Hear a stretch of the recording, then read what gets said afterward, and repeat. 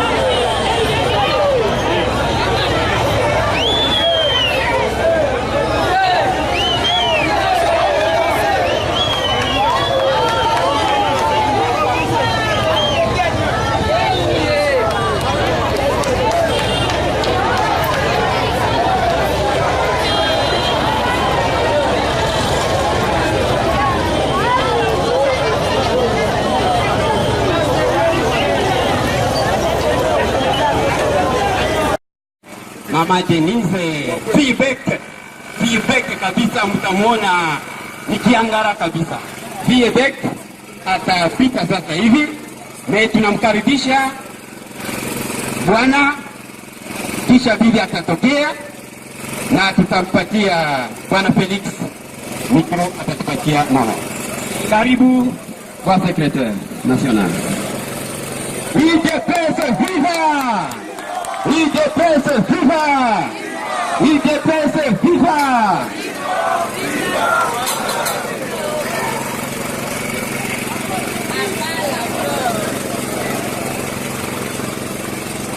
Ukabwenyanya. Ukabwenyanya. Asante. Asante. Amukwe. Asemek Bango. Irumie. Swahili wangu iko kidogo. Nasema Mulingala. Le français?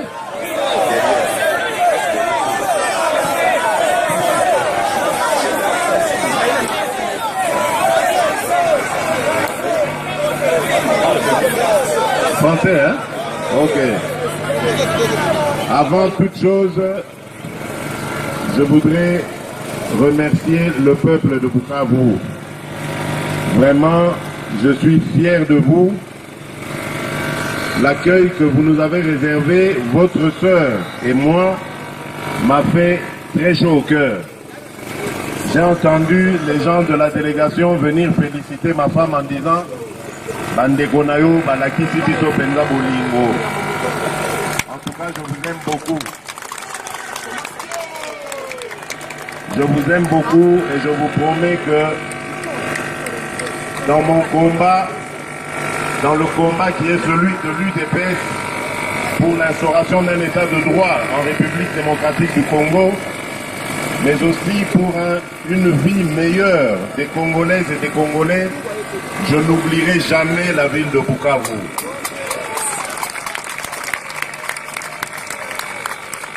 Encore une fois, je vous remercie parce que le temps passe. Nous vivons dans un pays où même les Congolais, dans leur propre pays, ne sont plus en sécurité. Je ne vais pas vous retenir longtemps, je veux vous présenter votre sœur. Mais avant ça, je voudrais vous donner rendez-vous demain à la salle Mater Dei à partir de 14h. Que Dieu bénisse le peuple du Bukavu, que Dieu bénisse le peuple du Sud Kivu. À demain, je vous présente Maman Denise Nyakeru.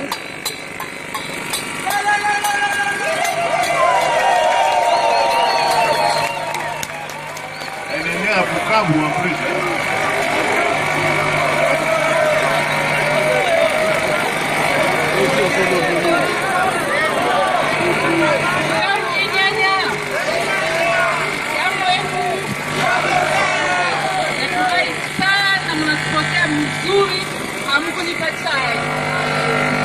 Mungu awabariki kesho.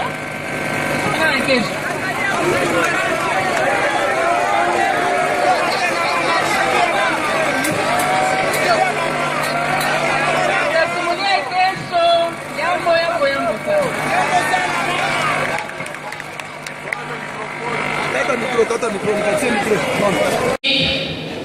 Que nous avons appelé Jésus-Christ. Il est venu pour donner sa vie pour l'humanité. Et chacun de nous sait bien que Jésus ne nous a pas dessus. Depuis qu'il était né, il n'avait pas de travail. C'est à l'âge de 30 ans que Jésus a commencé son ministère. Maintenant, et son ministère n'a même pas duré. Après 3 ans, il fut crucifié sur la croix. Cette histoire est comparable au parcours de l'UDPS. L'UDPS a combattu il y a aujourd'hui 33 ans. L'UDPS a combattu pour la démocratie. Et pendant que ces 33 ans, nous avons eu qui se sont intercalés contre l'UDPS, qui n'ont pas voulu que la volonté du peuple soit faite. Et dans ces 33 ans, aujourd'hui, nous les avons vus. L'UDPS a un message d'espoir pour vous dire bientôt, sans doute, si nous les croyons comme nous sommes des chrétiens, bientôt nous aurons le pouvoir à main et nous allons faire la volonté du peuple. C'était juste ça. Mais aussi,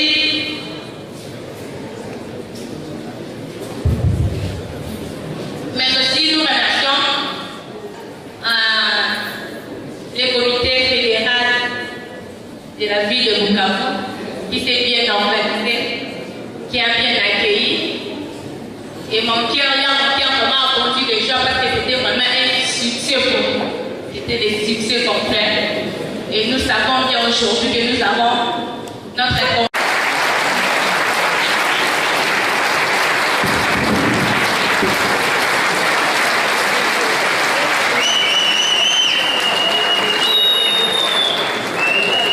Bienvenue, bienvenue, bienvenue, bienvenue, bienvenue.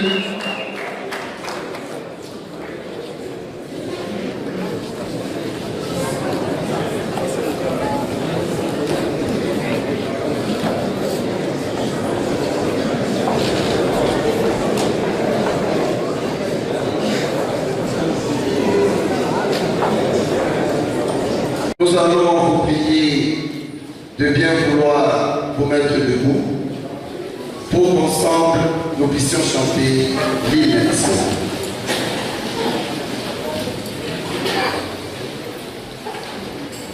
Et au volet 1, 2, 3.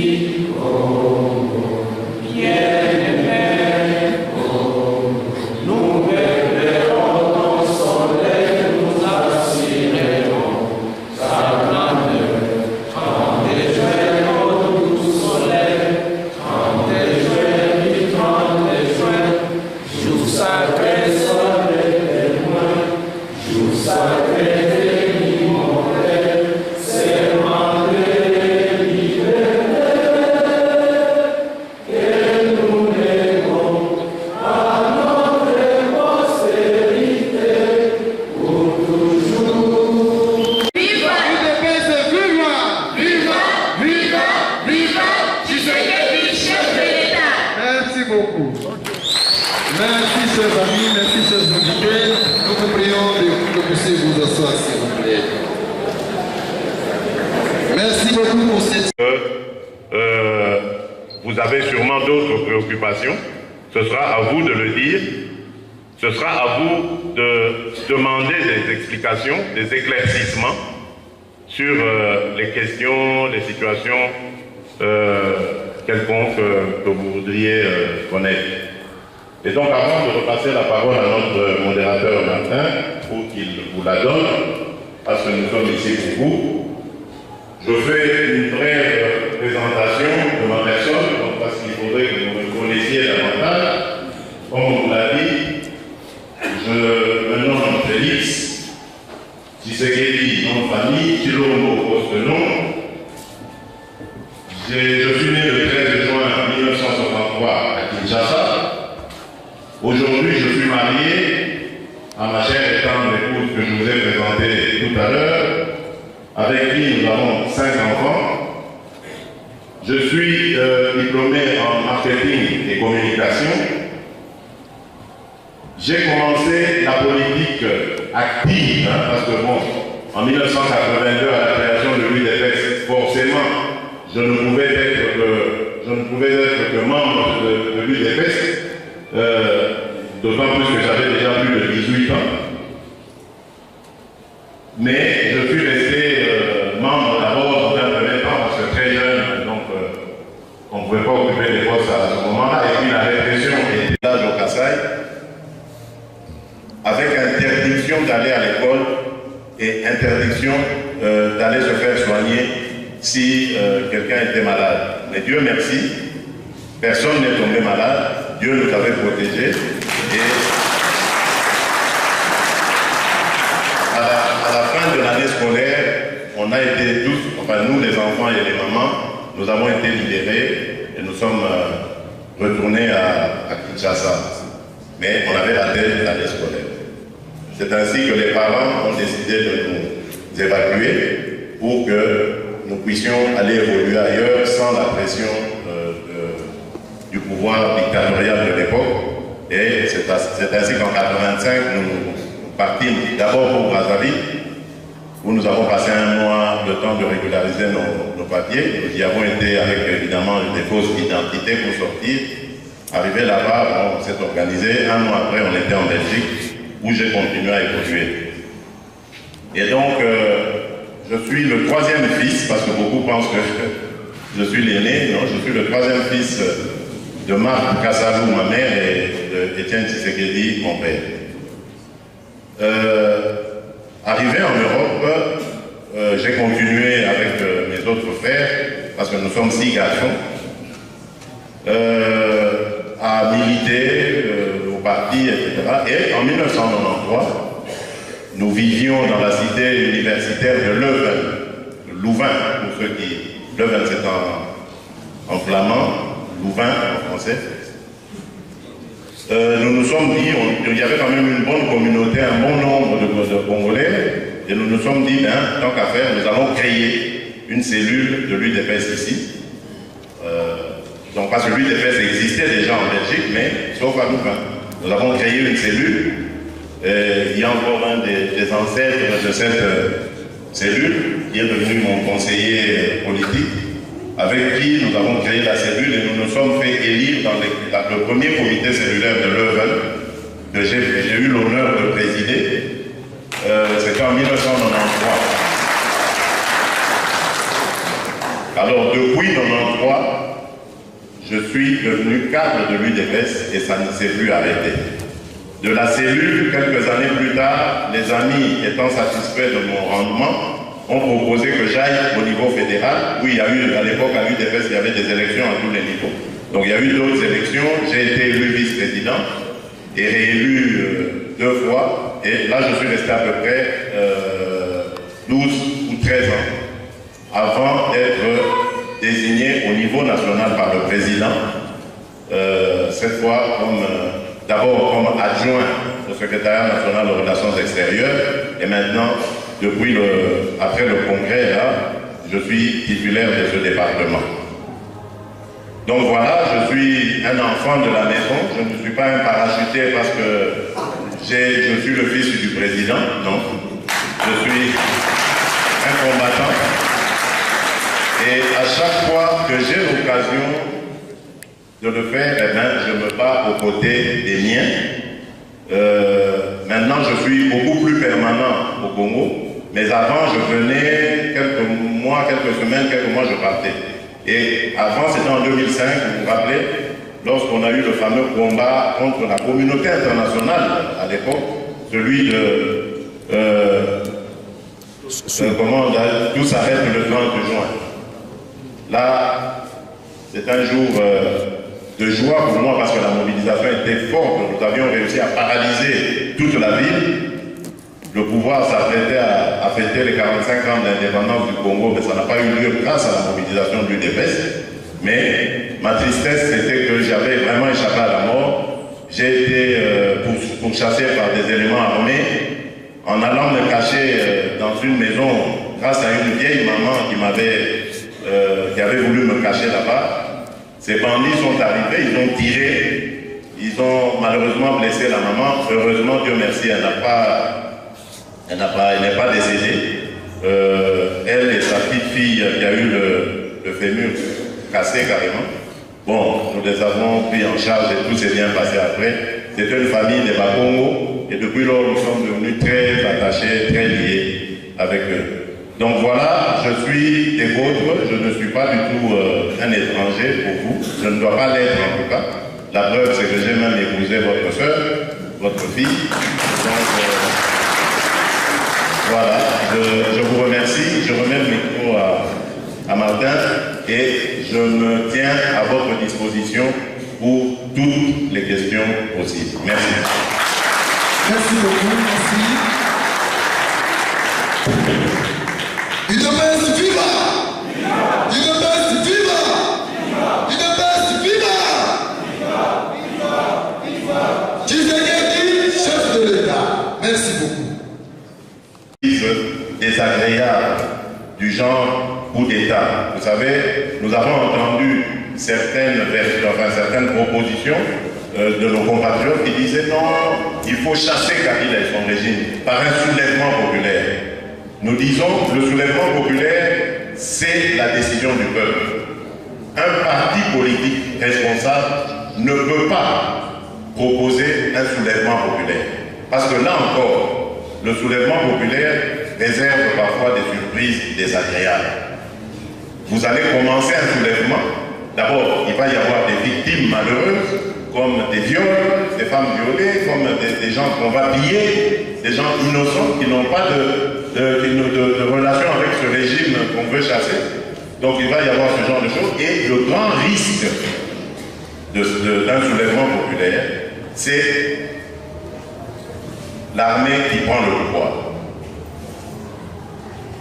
Donc, dans un pays où nous pouvons penser que l'armée est responsable, l'armée est républicaine, ah oui, là on peut souhaiter un soulèvement populaire. Mais dans la situation du Congo, où nous savons que notre armée n'est pas composée que de Congolais, quel est ce parti qui se veut responsable, qui peut accepter que notre armée prenne le pouvoir? Mais nous risquons d'avoir de surprises désagréables. Voilà pourquoi nous disons non, pas de violence, allons à un dialogue sous l'égide de la communauté internationale, parce que c'est elle qui a fait la proposition à travers l'accord cadre et toutes les résolutions dont je vous ai parlé. Et donc, nous sommes sûrs, avec ce schéma, que nous allons atterrir en douceur. Et ce dialogue, selon le point de vue de l'UDPS, à travers sa feuille de route que j'espère que vous avez eu à parcourir, c'est un moment qui ne va pas s'installer dans la durée.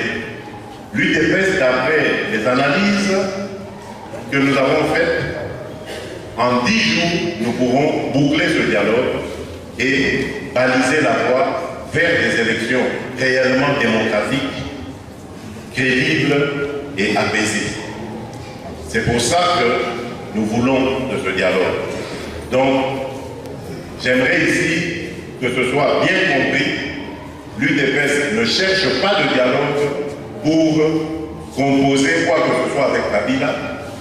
L'UDPS ne cherche pas de dialogue parce qu'il veut lui permettre à lui, Kabila, de glisser au-delà de son mandat qui que déjà nous contestons. Donc l'UDPS veut du dialogue pour l'intérêt du Congo et des Congolais, parce que nous pensons que le dialogue est la voie la plus sûre de régler les problèmes politiques de notre pays.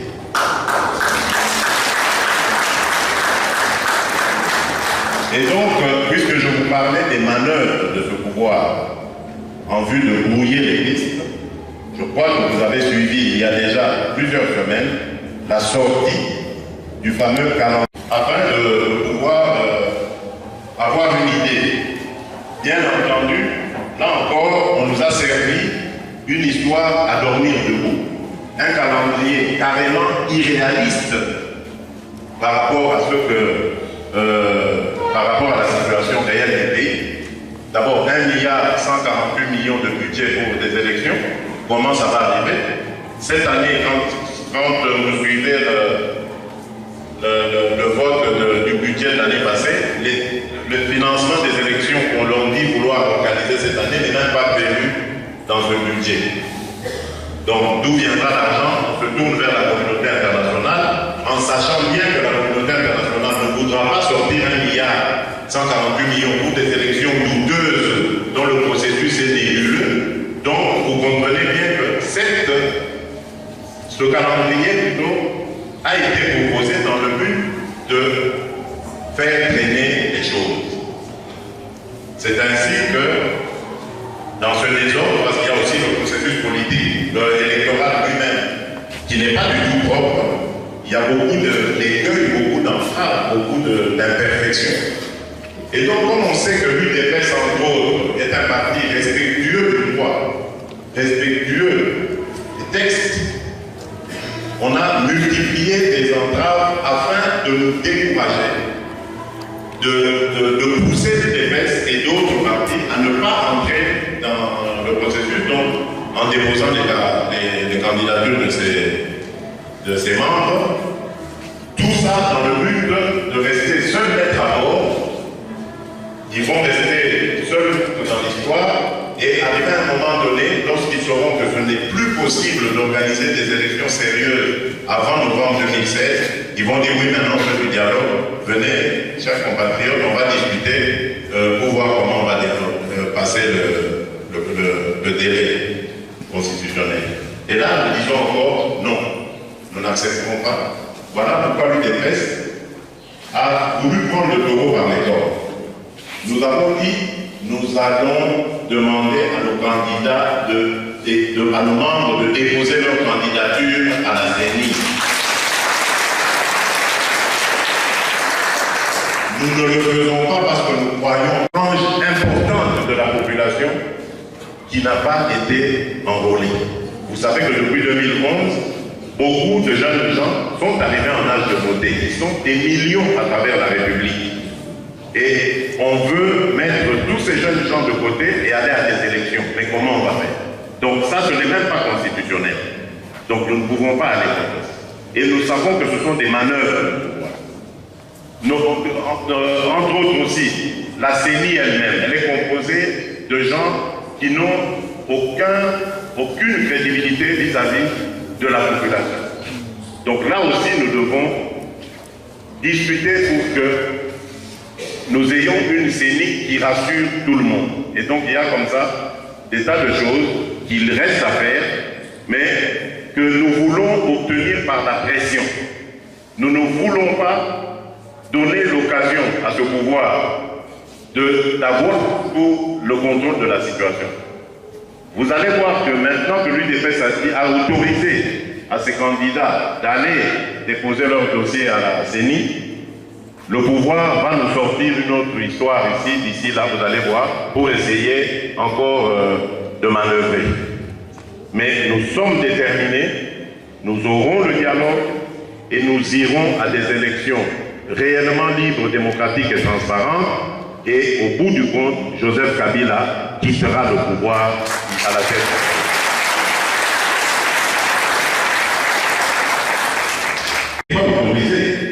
Créer un parti politique en République du Zaïre, c'était un affront considérable lancé contre le pouvoir de l'époque. Il y a beaucoup de jeunes ici, je crois, qui n'avaient peut-être pas une idée de cela, mais demandez à nos aînés qui sont ici de vous dire comment était cette répression. Des gens ont perdu la vie uniquement parce qu'ils ont porté la cravate. Des gens ont disparu uniquement parce qu'ils se faisaient appeler par leur prénom à consonance chrétienne qui était interdit à ce moment. L'UDPS est né dans ce contexte-là, dans le contexte où il y avait une dictature féroce, redoutable et redoutée par le monde entier. Et nous avons cheminé là-dedans, difficilement, parce que par moments je vous avais